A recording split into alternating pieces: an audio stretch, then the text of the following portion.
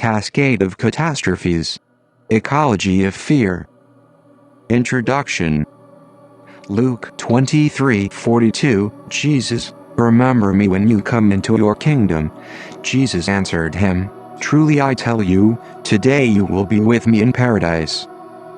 Earthquakes, floods, wildfires, riots, plagues, toxic contamination, swarming invasion of locusts, rodents, predators, alien invasive species, are events that occur with periodic frequency, as violent ruptures across the world.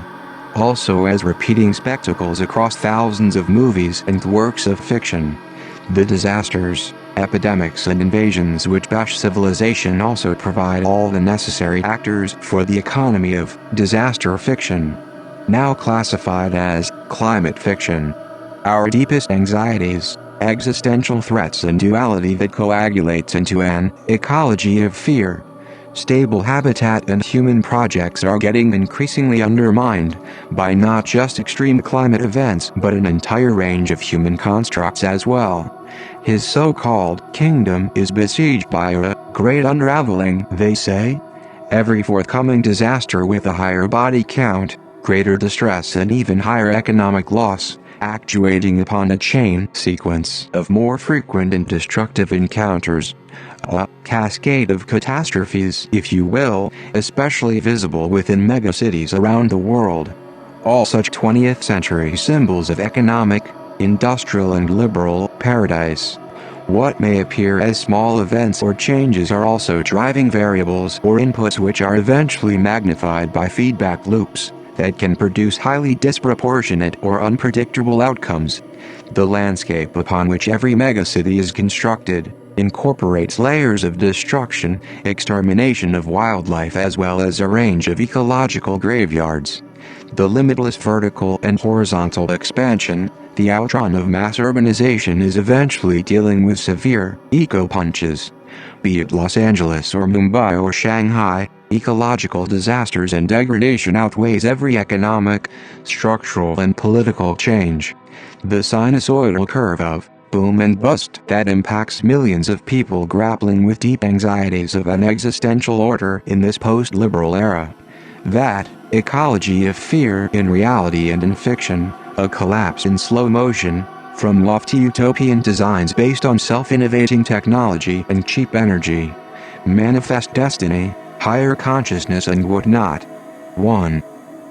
Without doubt, Los Angeles and California play a central role in America's fantasy life.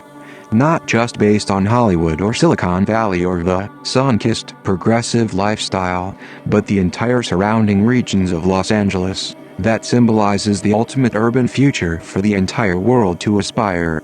Well, so it did till the end of the 20th century.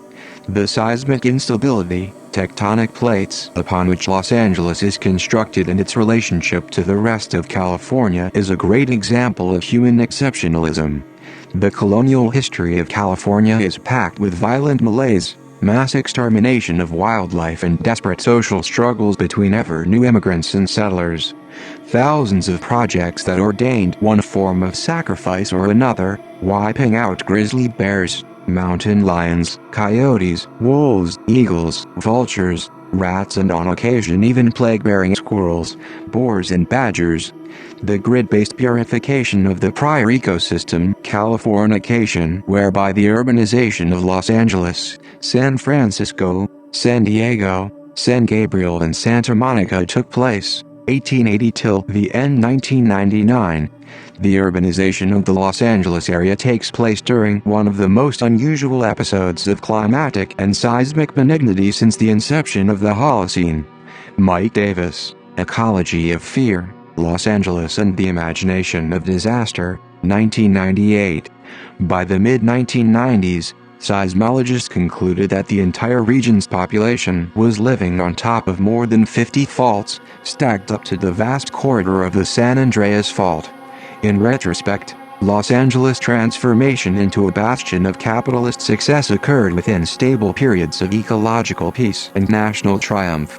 In any case, California's current economy is valued just a little below Japan's.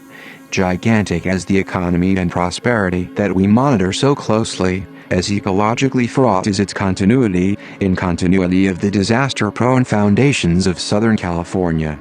Every new generation that has thrived within, has also carried on with, disaster amnesia akin to a person living in Mumbai or Tokyo or Shanghai. But, why has Los Angeles been destroyed? Los Angeles has been destroyed no less than 140 times, in Hollywood movies, disaster fiction novels and comics, over and over again since the early 1900s. From Yellow Peril to Japanese Inquisition to communist infiltration to nuclear annihilation to alien invasions, Los Angeles provides itself as the epicenter of disaster fiction, actuating as entertainment for almost 100 years now. The disaster fiction economy specific to Los Angeles ties into the power of Hollywood. It extends from white survivalism to multi-species inception to ethnic revivalism to racism, xenophobia and ever ridiculous visions of future societies. California itself a kaleidoscope of American myths, fantasy, imagery, technological power, yet rooted to the underlying knowledge of collapse, the anxieties of impending doom. At the end of the 1990s, writer, political activist and ecologist, Mike Davis expanded on nature of impending crisis within California as the deepest anxieties of a post-liberal era. Above all, the collapse of American belief in a utopian national destiny, future events whereby the notion of utopia itself would diminish facing multiple disasters. An exceptional discovery in disaster fiction very rarely coincide. Way ahead of Independence Day, 1996 or 10.5 Apocalypse, 2006, the movie, Day of the Animals, released in 1977, is one such remarkable example. A terror trail based on the depletion of the ozone layer and a band of eagles, vultures, rats, coyotes, dogs, bears, snakes and mountain lions collectively taking revenge on human beings. The movie from way back then, in retrospect appears like a verdict that was placed upon future generations, the ones to face current mass extinction, pandemic, riots, police violence, drought, wildfire or a forthcoming tectonic shift and economic meltdown. Swap one for another, or place them on parallel timelines. Los Angeles resembles a detonator landscape upon which natural disaster and class struggle become one and forever. 2. Like the mid-20th century status of New York, the city of Mumbai too never sleeps.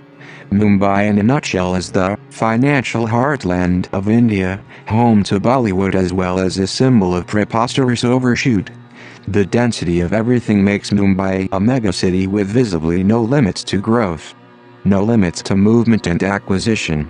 What started out as a small colonial trade-off between the Portuguese and British in 1535 CE has grown 1,000 times over, first as Bombay, 1780-1995, then as Mumbai, unleashing itself over a 180-kilometer radius, 6,380 square kilometers that is currently nesting more than 26 million people, some argue higher.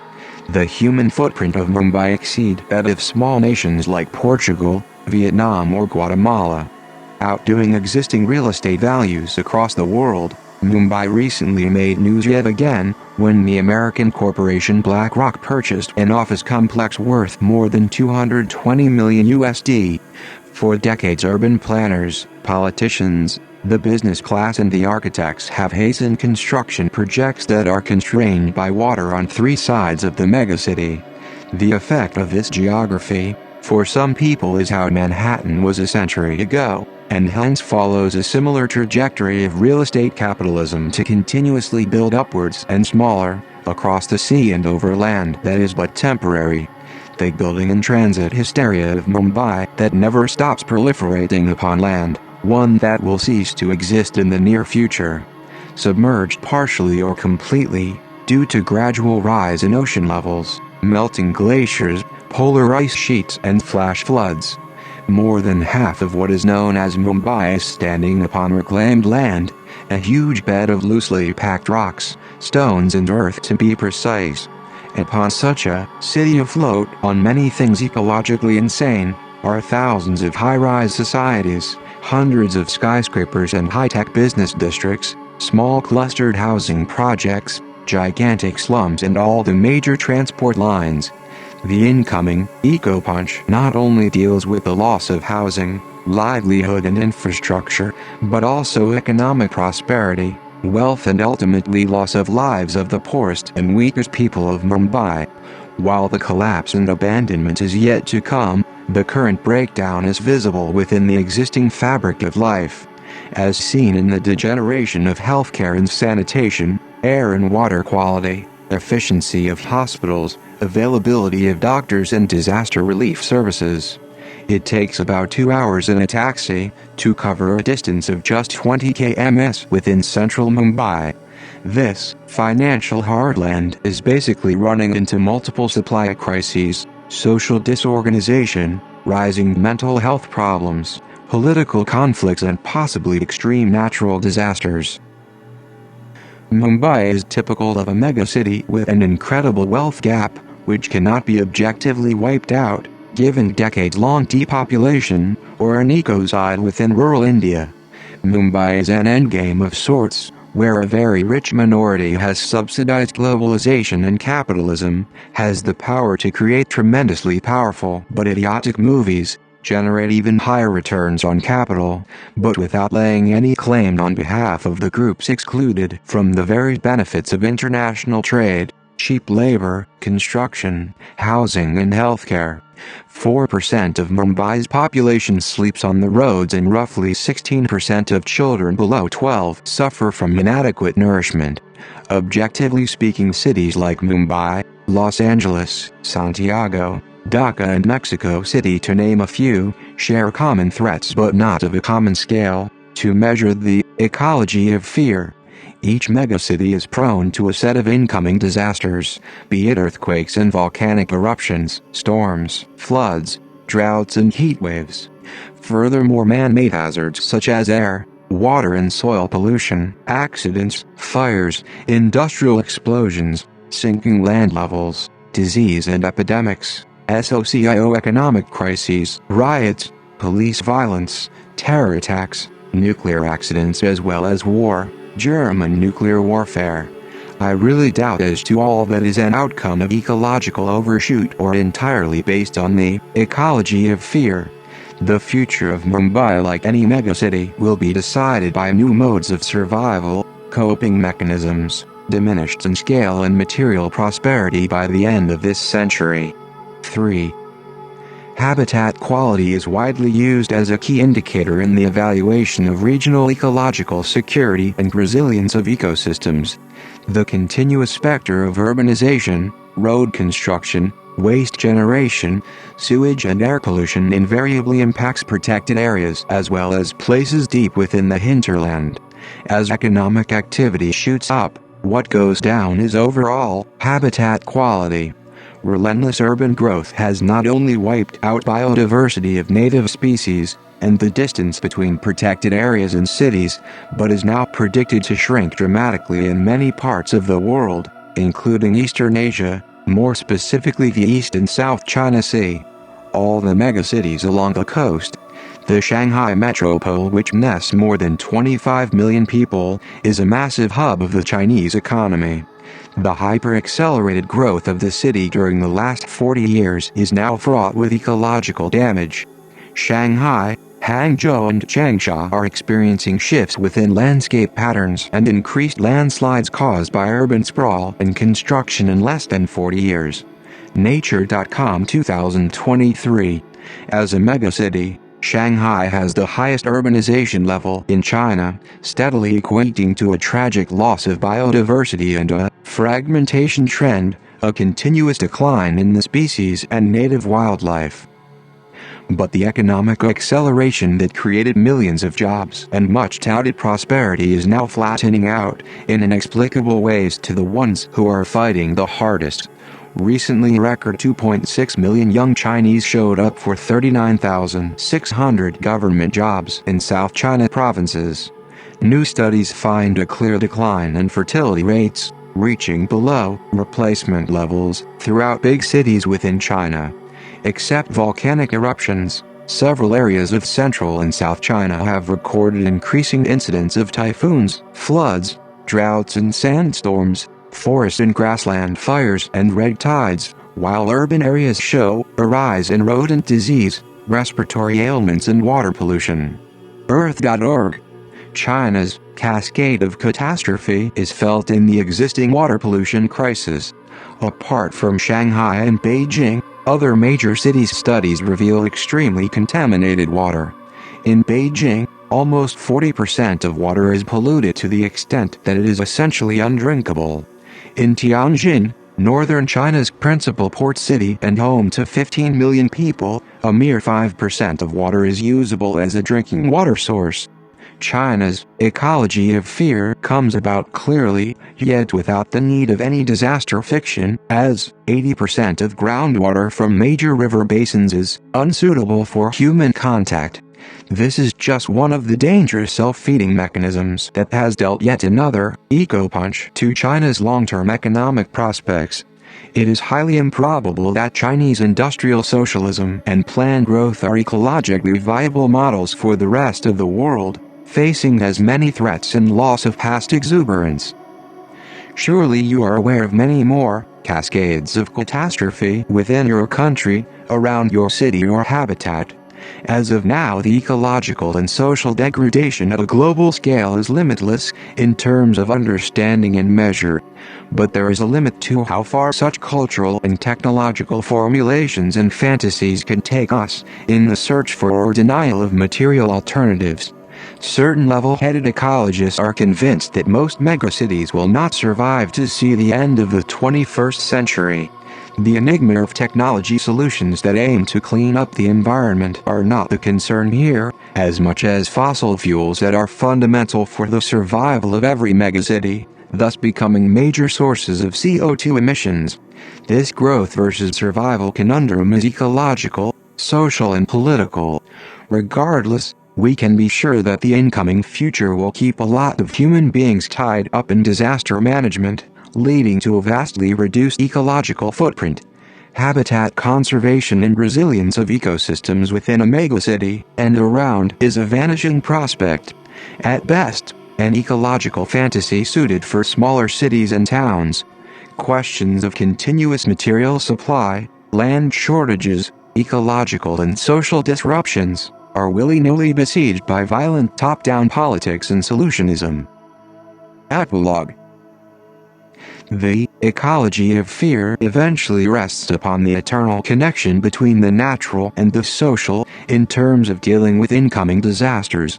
Plagued at the same time on multiple fronts, as a species, the apprehension or mass anxiety about the future is rooted in the past that was full of uncertainty, chance, as well as diversity of life, both of which we have effectively failed to understand and protect as modern urbanized beings. The megacities are an outcome of intensive use of fossil fuels and are bound to collapse over time, without continuous energy. While we prolong this form of civilization, we risk more and longer disasters, be they heat waves, droughts, melting permafrost, methane releases, water shortages, failing agriculture, local famines, rising sea levels, increased flooding, and eventual loss of certain coastal cities, mass migrations, collapsed economies and geopolitical chaos. William Rees, 2022. The panic or dismay that has set in globally across generations is far greater than the measures and mantras that the world is putting up currently to mitigate the cascade of catastrophes. Now it's a bit late and I am tired of the paradox of apocalyptic narratives. Invariably appealing but so often proven wrong. All such ecologies of fear, be they religious, artistic, cinematic or scientific, formalized or fuzzy, are willy-nilly telling us that global disaster is near, even at the doors. Matthew 24:33. Worse, that this time it is real. More than a real possibility, it is already an inescapable reality. The verdict may be still silent for many, nevertheless many others are already dealing with it, some dying from it, all the while new ones being born into the same world. Written by Pervert. Please read, share and support my work on the counterintuitive audiopervert.substack.com. Thank you for listening.